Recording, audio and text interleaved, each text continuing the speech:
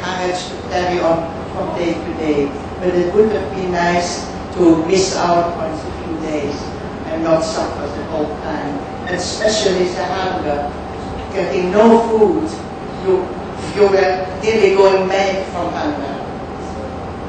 A senhora teve um contato no campo de concentração com um notório e temidíssimo criminoso nazista que terminou se refugiando no Brasil, o Joseph Mengele. Que lembrança a senhora tem desse ponto?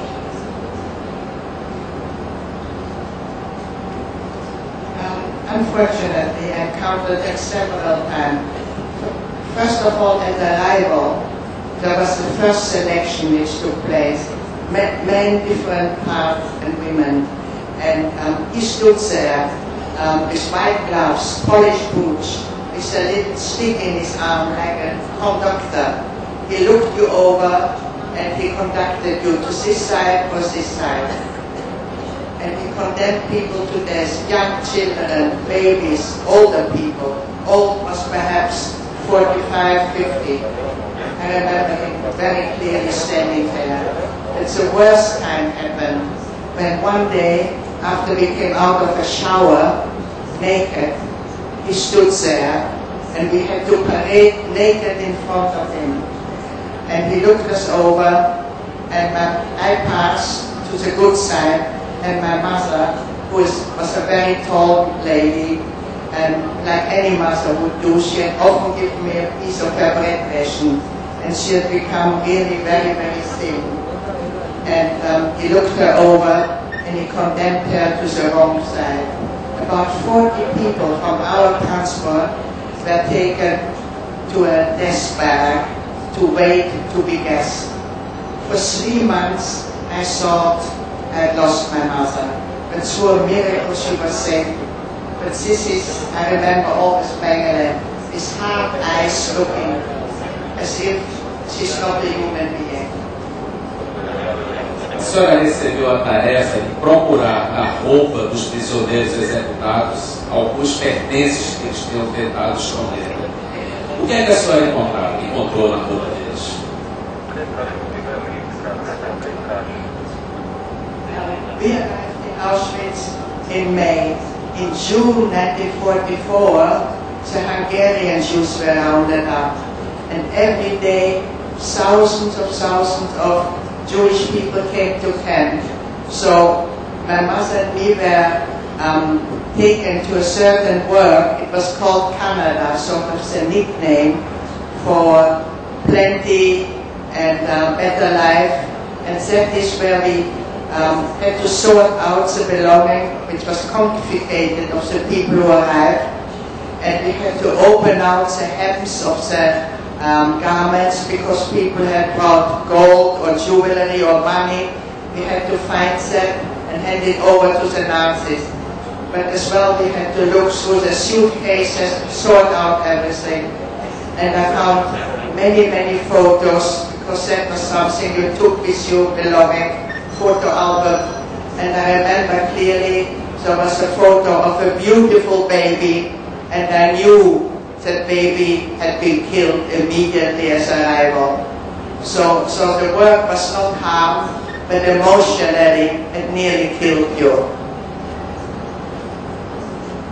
Quando a senhora foi libertada, finalmente, quando os russos chegaram ao campo de concentração, a senhora descreve no livro uma cena interessantíssima, que o grupo de prisioneiros esquálidos, nas piores condições, quando eles chegaram numa cidade próxima, eles imediatamente foram para o cinema, sentiram a necessidade de ver um filme. Eu gostaria de saber como é que a senhora explica essa necessidade, naquelas condições mais terríveis, o que é que a senhora esperava ver ao entrar no cinema? Well, me as a young person in Holland already, in 1940 when the Nazis entered Holland, we were not allowed to go anymore to the cinema. And it was just Walt Disney had just brought out the first film, Snow White and the Seven Dwarfs. And all the children, the non-Jewish children, went to see this film. And the Jewish children couldn't go to this film. So I remember always, I wish I could have gone to the cinema. And after the Russians had liberated us, we were traveling 4 months with the Russians to the east because the war was not finished. And we came to Chernovitz, which was a Romanian town. And the train stopped there and we were able to go into the town. And we passed the cinema. And I said to my mother, I must go to see a film. After all the suffering of being cooped up, a film was something out of another world.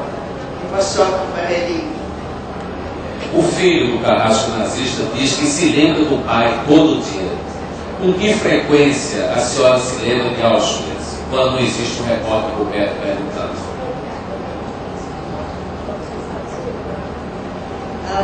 I speak now a lot in school. I spent already for over 20 years. I go into schools, I go into prisons, I travel to America, to Germany, in England, and so of course I speak a lot about this terrible time.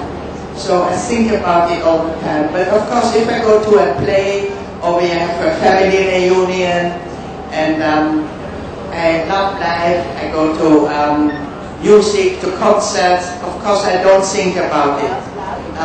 For many, many years it was always in my head because I didn't speak about it. But once you were able to speak about it, it's not so much with you anymore. But like I said before, the person, the people you have lost is something you will never forget. Pois eu entendi que alguém estranhou eu ter pedido para ela mostrar a tatuagem, mas no livro ela conta que ela fez questão de manter a tatuagem e ela faz questão de mostrar é uma prova física do que ela passou em Auschwitz e na intolerância. Então eu acho que eu não fui desrespeitoso ao pedir que ela exibisse a tatuagem, porque é uma coisa que ela faz questão de manter. Bom, eu queria... O Moacir Sclier fez um texto muito bom, ele falando do sentimento de culpa dos sobreviventes. Os que escaparam do campo de concentração, muitos passaram o resto da vida se torturando e se perguntando por que eu escapei se tantos morreram. Então eu queria que ele falasse sobre esse sentimento de culpa de sobreviventes, como é que ele vê isso, e a gente podia perguntar a ela depois se ela tem esse sentimento também. Em primeiro lugar, eu quero agradecer a Porto esse convite, é a segunda vez que eu venho e vejo esse evento cada vez maior, cada vez melhor organizado. É realmente um evento que coloca o Brasil no mapa cultural do mundo. Portanto, Pernambuco, Cidade Unida, Porto estão de parabéns por esse evento e, sobretudo, pela escolha desse tema. É um tema que não perde nunca a atualidade, ainda que, como disse o Geneton, frequentemente ele seja distorcido e nos últimos tempos nós temos visto, inclusive, várias tentativas nesse sentido. Quero também saudar a Eva, que eu conheci agora, e sei que, como o Geneton, eu li o livro dela no golpe, porque realmente o livro é muito bom. Muita gente vai inevitavelmente comparar com o livro da Anne Frank, mas é diferente. O livro da Anne Frank é mais a Anne Frank, a personagem, a pessoa que ela é, uma pessoa fascinante. O livro da Eva é muito mais o relato, que eu diria até quase factual do que aconteceu, cuja leitura, por vezes, se torna absolutamente insuportável. Precisa ter estômago para ler. E aqui está falando um médico que não viu poucas coisas horríveis na vida, né? Mas eu devo dizer para vocês que a descrição dela, em alguns momentos, chega ao nível do insuportável.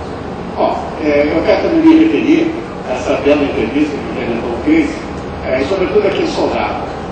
Houve um momento assim que me tocou, né? O fato de que ele mencionou a Rússia. Acontece que meus pais eram da Rússia, né? Como era a Clarissa, que viveu aqui em Recife. Meus pais, com as famílias deles e muitas outras famílias, eles saíram da Rússia nas primeiras décadas do século XX e vieram para o que era para eles um verdadeiro paraíso, que era a América, o Brasil, o Rio Grande do Sul, em especial, onde eles se radicaram no interior do Rio Grande do Sul, primeiro em colônias agrícolas, depois várias vezes mudaram para a cidade, e foi na cidade de Porto Alegre, no bairro do Bonfim, que eu cresci. Cresci, tive uma infância, era uma família pobre, mas era uma infância feliz, né? E muitas vezes eu me perguntei, né, o que teria acontecido se meus pais não tivessem vindo para o Brasil. Se eles fossem daqueles que ficaram na Rússia, que talvez já adultos, eles não teriam escapado dos campos de extermínio, como a maioria deles não escapou. E talvez junto com eles, a família deles, talvez um filho, não chamado Moacir, mas com o nome russo que eles teriam lá, e que certamente não escaparia também das câmaras de gás. A guerra era uma lembrança constante para nós. Eu era criança, na Segunda Guerra, mas a gente vivia essa realidade. Eu tive um primo, o artista plástico Carlos Esclia, muito famoso nesse país, que foi em pracinha, serviu na Força Expedicionária Brasileira, lutou na Itália, e dele nós tínhamos então notícias. Mas uma coisa interessante é o seguinte, que a guerra vivida por nós, meninos do Bonfim, era uma coisa lúdica. Era aquilo que a gente via nos filmes do cinema Baltimore. Diferente da época, a gente podia ir ao cinema. O cinema era de uma família judia. E a gente via aqueles filmes, que mostravam, era um esquema mocinhos contra bandidos.